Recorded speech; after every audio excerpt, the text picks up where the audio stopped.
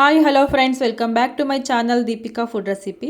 ಇವತ್ತಿನ ರೆಸಿಪಿ ಏನಂತ ಹೇಳಿದರೆ ಸಿಂಪಲ್ ಆಗಿ ತೊಂಡೆಕಾಯಿ ಪಲ್ಯನ ಯಾವ ರೀತಿ ಮಾಡೋದು ಅಂತ ನೋಡೋಣ ಬನ್ನಿ. ತುಂಬಾ ಟೇಸ್ಟಿಯಾಗಿರುತ್ತೆ. ಇಡ್ಲಿ, ದೋಸೆ, ಚಪಾತಿ, ರೊಟ್ಟಿ ಯಾವುದಕ್ಕಾದ್ರೂ ಮಾಡ್ಕೋಬೋದು. ತುಂಬಾ ಟೇಸ್ಟಿಯಾಗಿರುತ್ತೆ. ಹಾಗಾದರೆ ಮಾಡೋದು ಹೇಗಂತ ನೋಡೋಣ ಬನ್ನಿ. ಫಸ್ಟು ನಾನಿಲ್ಲಿ 1/4 kg ಅಷ್ಟು ತೊಂಡೆಕಾಯಿನ ರೌಂಡಾಗಿ ಕಟ್ ಮಾಡ್ಕೊಂಡು ಇಟ್ಕೊಂಡಿದ್ದೀನಿ. ನಿಮಗೆ ಯಾವ ರೀತಿ ಬೇಕು ಆ ರೀತಿ ಕಟ್ ಮಾಡ್ಕೊಳ್ಳಿ. ಅದ್ರ ಜೊತೆಗೆ ನಾನು ಕಡಲೆಕಾಳನ್ನ ತೊಗೊಂಡಿದ್ದೀನಿ. ಇಲ್ಲಿ ಒಂದು ಈರುಳ್ಳಿ, ಟೊಮೊಟೊ, ತೆಂಗಿನಕಾಯಿ, ಖಾರದ ಪುಡಿ, ಸಾಂಬಾರು ಪುಡಿ, ಕರಿಬೇವಿನ ಸೊಪ್ಪು, ಶುಂಠಿ, ಕೊತ್ತಂಬರಿ ಸೊಪ್ಪು ಇಷ್ಟನ್ನು ತೊಗೊಂಡಿದ್ದೀನಿ. ರುಬ್ಬೋದಕ್ಕೆ ಅಂತ ಹೇಳಿ ಇಷ್ಟು ಮಸಾಲೆನ ತೊಗೊಂಡಿದ್ದೀನಿ. ಒಗ್ಗರಣೆಗೆ ಅಂತ ಹೇಳಿ ಇಲ್ಲಿ ಟೊಮೊಟೊ ಮತ್ತು ಈರುಳ್ಳಿನ ತೊಗೊಂಡಿದ್ದೀನಿ. ಇಷ್ಟೇ ಇಂಗ್ರೀಡಿಯೆಂಟ್ಸು, ತುಂಬ ಏನು ಬೇಕಾಗಲ್ಲ. ಈಗ ಒಂದು ಮಿಕ್ಸಿ ಜಾರ್ನ ತೊಗೊಂಡು ಒಂದು ಈರುಳ್ಳಿ ಮೀಡಿಯಮ್ ಸೈಜ್ದು ಕಟ್ ಮಾಡ್ಕೊಂಡು ಹಾಕ್ಕೊಂಡಿದ್ದೀನಿ. ಅದ್ರ ಜೊತೆಗೆ ನಾನು ಮೀಡಿಯಮ್ ಸೈಜ್ದು ಒಂದು ಟೊಮೊಟೊನ ತೊಗೊಂಡಿದ್ದೀನಿ. ಜಾಸ್ತಿ ಟೊಮೊಟೊ ಹಾಕಲ್ಲ, ಏಕೆಂದರೆ ತೊಂಡೆಕಾಯಿಲೆಲ್ಲ ಸ್ವಲ್ಪ ಹುಳಿ ಇರುತ್ತಲ್ವ, ಹಾಗಾಗಿ ಸ್ವಲ್ಪ ಕೊತ್ತಂಬರಿ ಸೊಪ್ಪನ್ನ ಹಾಕ್ಕೊಂಡಿದ್ದೀನಿ. ಒಂದು ಅರ್ಧ ಟೇಬಲ್ ಸ್ಪೂನಷ್ಟು ಶುಂಠಿ ಬೆಳ್ಳುಳ್ಳಿ ಪೇಸ್ಟ್ನ ಹಾಕ್ಕೊಂಡಿದ್ದೀನಿ. ಇದ್ರ ಜೊತೆಗೆ ನಾನು ಇವಾಗ ಒಂದು 3/4 ಬೌಲಷ್ಟು ತೆಂಗಿನಕಾಯಿ ತುರಿನ ತೊಗೊಂಡಿದ್ದೀನಿ. ನೀವು ಯಾವ ಕ್ವಾಂಟಿಟಿಲಿ ಮಾಡ್ತೀರಾ ನೋಡಿ, ನಿಮಗೆ ಎಷ್ಟು ಇಂಗ್ರೀಡಿಯೆಂಟ್ಸ್ ಬೇಕಾಗುತ್ತೆ ಅಂತ ತೊಗೊಳ್ಳಿ. ತುಂಬಾ ಟೇಸ್ಟಿಯಾಗಿ ಬರುತ್ತೆ. ಇದಕ್ಕೆ ಇವಾಗ ನಾನು ಒಂದು ಅರ್ಧ ಟೇಬಲ್ ಸ್ಪೂನಷ್ಟು ಖಾರದ ಪುಡಿ, 1 ಟೇಬಲ್ ಸ್ಪೂನಷ್ಟು ಧನಿಯಾ ಪುಡಿನ ಹಾಕ್ಕೊಂಡಿದ್ದೀನಿ. ಇದನ್ನು ಸೇರಿಸ್ಕೊಂಡು ಇವಾಗ ರುಬ್ಬೋದಕ್ಕೆ ಎಷ್ಟು ನೀರು ಬೇಕಂತ ನೋಡಿ ನೀರನ್ನು ಹಾಕ್ಕೊಂಡು ನೈಸಾಗಿ ರುಬ್ಕೋಬೇಕು. ತರಿಯಾಗೆಲ್ಲ ರುಬ್ಕೋಬಾರ್ದು. ಪೇಸ್ಟ್ ಹಾಕೋತಿರ್ತೀನಿ, ರುಬ್ಕೋಬೇಕಾಗುತ್ತೆ. ಆವಾಗ ಟೇಸ್ಟ್ ಕೂಡ ಚೆನ್ನಾಗಿ ಬರುತ್ತೆ, ಸಾಂಬಾರು ಪಲ್ಯ ಕೂಡ ಚೆನ್ನಾಗಾಗುತ್ತೆ. ನೋಡಿ ಇವಾಗ ನಾನು ಈ ರೀತಿ ರುಬ್ಕೊಂಡಿದ್ದೀನಿ. ಇವಾಗ ಒಗ್ಗರಣೆಗೆ ಇಟ್ಕೊಳ್ಳೋಣ ಬನ್ನಿ. ಒಗ್ಗರಣೆ ಮಾಡ್ಕೊಂಡು ಯಾವ ರೀತಿ ಮಾಡ್ಕೊಳ್ಳೋದಂತ. ನಾನು ಕುಕ್ಕರಲ್ಲಿ ಮಾಡ್ಕೋತಿದ್ದೀನಿ, ನೀವು ಪಾತ್ರೆನಲ್ಲಿ ಕೂಡ ಮಾಡ್ಕೋಬೋದು. ನಾನು ಕುಕ್ಕರ್ನ ತೊಗೊಂಡು ಅದಕ್ಕೆ ಎಣ್ಣೆನ ಹಾಕ್ಕೊಂಡು ಎಣ್ಣೆ ಬಿಸಿ ಆದಮೇಲೆ ಸಾಸಿವೆನ ಹಾಕ್ಕೊಂಡಿದ್ದೀನಿ. ಸಾಸಿವೆ ಸ್ವಲ್ಪ ಬಿಸಿ ಆದಮೇಲೆ ಇದಕ್ಕೆ ಒಂದು ಸ್ವಲ್ಪ ಈರುಳ್ಳಿನ ಹಾಕ್ಕೊಂಡಿದ್ದೀನಿ. ಒಂದು ಅರ್ಧ ಭಾಗದಷ್ಟು ಈರುಳ್ಳಿನ ಸಣ್ಣದಾಗಿ ಕಟ್ ಮಾಡ್ಕೊಂಡು ಹಾಕ್ಕೊಂಡಿದ್ದೀನಿ ಒಗ್ಗರಣೆಗೆ ಅಂತೇಳಿ. ಈರುಳ್ಳಿ ಫ್ರೈ ಆದಮೇಲೆ ಅದಕ್ಕೇ ಟೊಮೊಟೊನ ಹಾಕ್ಕೊಂಡಿದ್ದೀನಿ. ನಾನು ಅರ್ಧ ಟೊಮೊಟೊ ತೊಗೊಂಡಿದ್ದೀನಿ ಮೀಡಿಯಮ್ ಸೈಜ್ದ್ರಲ್ಲಿ. ಟೊಮೊಟೊನೂ ಹಾಕ್ಕೊಂಡು ಚೆನ್ನಾಗಿ ಫ್ರೈ ಮಾಡಿಕೊಂಡು, ಟೊಮೊಟೊ ಈರುಳ್ಳಿ ಚೆನ್ನಾಗಿ ಫ್ರೈ ಆಗಬೇಕಾದ್ರೇ ಕರಿಬೇವಿನ ಸೊಪ್ಪನ್ನ ಹಾಕ್ಕೊಂಡಿದ್ದೀನಿ. ಕರಿಬೇವಿನ ಸೊಪ್ಪನ್ನ ಹಾಕ್ಕೊಂಡು ಕರಿಬೇವಿನ ಸೊಪ್ಪನ್ನು ಚೆನ್ನಾಗಿ ಫ್ರೈ ಮಾಡ್ಕೋಬೇಕು. ಇದಿಷ್ಟೂ ಚೆನ್ನಾಗಿ ಫ್ರೈ ಆಗಿ ಟೊಮೊಟೊ ಸಾಫ್ಟ್ ಆದಮೇಲೆ ಕಟ್ ಮಾಡ್ಕೊಂಡಿರೋವಂಥ ತೊಂಡೆಕಾಯಿ ಮತ್ತು ಕಡಲೆಕಾಳನ್ನ ಹಾಕ್ಕೊಂಡಿದ್ದೀನಿ. ಇದ್ರ ಜೊತೆಗೆ ನೀವು ಬೇಕಾದ್ರೆ ಆಲೂಗೆಡ್ಡೆ ಕೂಡ ಹಾಕ್ಕೋಬೋದು. ನಾನಿಲ್ಲಿ ಹಾಕ್ಕೊಂಡಿಲ್ಲ, ನಮ್ಮ ಮನೆಯಲ್ಲಿ ತಿನ್ನೋದಿಲ್ಲ ಅಂತ ಹೇಳ್ಬಿಟ್ಟು. ಆಲೂಗಡ್ಡೆ ಹಾಕೊಂಡ್ರೂ ಕೂಡ ಟೇಸ್ಟ್ ತುಂಬಾ ಚೆನ್ನಾಗಿ ಬರುತ್ತೆ.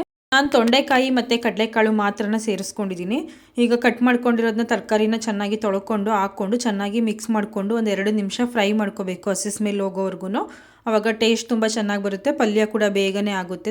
ಎಣ್ಣೆಯಲ್ಲಿ ಚೆನ್ನಾಗಿ ಫ್ರೈ ಆದರೆ ಒಗ್ಗರಣೆಯಲ್ಲಿ ಬೇಗನೆ ಬೇಯುತ್ತೆ ಅಲ್ವಾ, ಹಾಗಾಗಿ ನೋಡಿ ಇವಾಗ ಫ್ರೈ ಮಾಡ್ಕೊಂಡಿದ್ದೀನಿ. ಈ ರೀತಿ ನೀವು ಒಂದೇ ರೀತಿ ಮಾಡೋದಕ್ಕಿಂತ ಈ ರೀತಿ ಮಾಡಿಕೊಂಡ್ರೆ ತುಂಬ ಚೆನ್ನಾಗಿರುತ್ತೆ. ತರಕಾರಿ ಎಲ್ಲ ಚೆನ್ನಾಗಿ ಫ್ರೈ ಆದಮೇಲೆ ಇದಕ್ಕೆ ನಾನು ರುಬ್ಬಿರೋ ಅಂಥ ಮಸಾಲೆನ ಹಾಕೋತಿದ್ದೀನಿ. ಮಸಾಲೆನ ಹಾಕ್ಕೊಂಡು ಅದನ್ನು ಒಂದು 2ರಿಂದ 3 ನಿಮಿಷ ಹಸಿ ಮಸಾಲೆನ ಫ್ರೈ ಮಾಡ್ಕೋಬೇಕಾಗುತ್ತೆ. ಸ್ಮೆಲ್ ಹೋಗ್ಬೇಕಲ್ವ, ನಾವು ಯಾವುದೇ ಮಸಾಲೆನ ಫ್ರೈ ಮಾಡ್ಕೊಂಡಿರಲ್ಲ ಅಲ್ವಾ, ಹಾಗಾಗಿ ಹಸಿ ಮಸಾಲೆನ ಹಾಕ್ಕೊಂಡು ಚೆನ್ನಾಗಿ ಫ್ರೈ ಮಾಡ್ಕೋಬೇಕು. ಹಸಿ ಸ್ಮೆಲ್ ಹೋಗೋವರೆಗೂ ಫ್ರೈ ಮಾಡಿಕೊಂಡ್ರೆ ತುಂಬ ಟೇಸ್ಟ್ ಚೆನ್ನಾಗಿ ಬರುತ್ತೆ. ಈ ರೀತಿ ಪಲ್ಯನ ಮಾಡಿಕೊಂಡ್ರೆ ನೀವು ರೈಸ್ ಜೊತೆಗೂ ಕೂಡ ತಿನ್ಬೋದು. ರೊಟ್ಟಿ, ಚಪಾತಿ, ದೋಸೆ, ಇಡ್ಲಿಗೆ ಅಂತ ಏನಿಲ್ಲ, ರೊಟ್ಟಿ ಮತ್ತು ಅನ್ನ, ಮುದ್ದೆ ಯಾವುದಕ್ಕಾದ್ರೂ ತಿನ್ಬೋದು. ತುಂಬಾ ಚೆನ್ನಾಗಿರುತ್ತೆ. ನೋಡಿ ಇವಾಗ ಹಸಿ ಮಸಾಲೆನ ಹಾಕ್ಕೊಂಡು ಚೆನ್ನಾಗಿ ಎಣ್ಣೆ ಬಿಡೋ ಥರ ಫ್ರೈ ಮಾಡ್ಕೊಂಡಾದ್ಮೇಲೆ ಅದಕ್ಕೆ ನಿಮಗೆ ನೀರು ಎಷ್ಟು ಬೇಕಂತ ನೋಡಿ ಹಾಕ್ಕೋಬೇಕು. ತುಂಬ ತೆಳುವಾಗೂ ಮಾಡ್ಕೋಬಾರ್ದು, ತುಂಬ ಗಟ್ಟಿಯಾಗೂ ಮಾಡ್ಕೋಬಾರ್ದು. ಮೀಡಿಯಮಾಗಿ ಮಾಡಿಕೊಂಡ್ರೆ ತುಂಬ ಟೇಸ್ಟ್ ಚೆನ್ನಾಗಿ ಬರುತ್ತೆ. ನಾನಿವಾಗ ಎಷ್ಟು ನೀರು ಬೇಕಂತ ನೋಡಿ ನೀರನ್ನು ಹಾಕ್ಕೊಂಡು ಮಿಕ್ಸ್ ಮಾಡಿಕೊಂಡು ಇವಾಗ ಇದನ್ನ ಕುದಿಯೋದಕ್ಕೆ ಬಿಡ್ತೀನಿ. ಕುದಿ ಬಂದು ಚೆನ್ನಾಗಿ ಇದು ಒಂದು 2ರಿಂದ 3 ಕುದಿ ಬಂದು ಚೆನ್ನಾಗಿ ಕುದ್ಮೇಲೆ ಇದಕ್ಕೆ ರುಚಿಗೆ ಎಷ್ಟು ಬೇಕಂತ ನೋಡಿ ಉಪ್ಪನ್ನು ಹಾಕ್ಕೋಬೇಕು.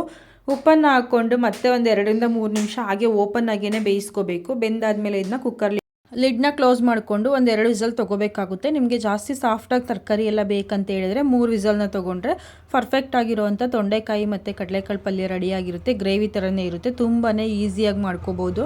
ಬೇಗ ಆಗುವಂಥ ರೆಸಿಪಿ ಕೂಡ. ನೀವು ಓಪನ್ ಪಾತ್ರೆನಲ್ಲಿ ಕೂಡ ಮಾಡ್ಕೋಬೋದು. ಕುಕ್ಕರಲ್ಲಿ ಮಾಡೋದ್ರಿಂದ ಟೈಮ್ ಕೂಡ ಸೇವ್ ಆಗುತ್ತೆ, ಬೇಗ ಕೂಡ ಆಗುತ್ತೆ. ಹಾಗಾಗಿ ನಾನು ಕುಕ್ಕರಲ್ಲಿ ಮಾಡ್ಕೊಂಡಿದ್ದೀನಿ.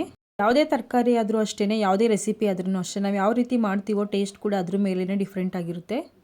ನೋಡಿ ಇವಾಗ ಕುಕ್ಕರ್ ಲಿಡ್ನ ಓಪನ್ ಮಾಡಿ ತೋರಿಸ್ತಿದ್ದೀನಿ ಪಲ್ಯ ಯಾವ ರೀತಿ ರೆಡಿಯಾಗಿದೆ ಅಂತ. ತುಂಬಾ ಟೇಸ್ಟಿಯಾಗಿತ್ತು ಮತ್ತು ಸಖತ್ತಾಗಿ ಬಂದಿತ್ತು. ನಾನು ಇದನ್ನ ಇಡ್ಲಿ ಜೊತೆಗೆ ಮಾಡ್ಕೊಂಡಿದ್ದೆ. ನೀವು ಯಾವುದಕ್ಕೆ ಬೇಕಾದ್ರೂ ಕಾಂಬಿನೇಷನ್ ಆಗಿ ಮಾಡ್ಕೋಬೋದು, ಇದಕ್ಕೆ ಅಂತಲೇ ಏನಿಲ್ಲ. ನಾನು ಇಡ್ಲಿ ಜೊತೆ ಮಾಡಿಕೊಂಡು ಸರ್ವ್ ಮಾಡಿದ್ದೀನಿ. ತುಂಬಾ ಟೇಸ್ಟಿಯಾಗಿತ್ತು. ಈ ರೆಸಿಪಿ ಇಷ್ಟ ಆಗಿದ್ದರೆ ನಿಮಗೆ ಈ ವಿಡಿಯೋನ ಲೈಕ್ ಮಾಡಿ, ಶೇರ್ ಮಾಡಿ, ಕಮೆಂಟ್ ಮಾಡಿ. ಸಬ್ಸ್ಕ್ರೈಬ್ ಮಾಡ್ಕೊಳ್ದೇನೆ ನೋಡ್ತಿದ್ರೆ ದಯವಿಟ್ಟು ಸಬ್ಸ್ಕ್ರೈಬ್ ಮಾಡ್ಕೊಂಡು ನೋಡಿ. Thanks for watching.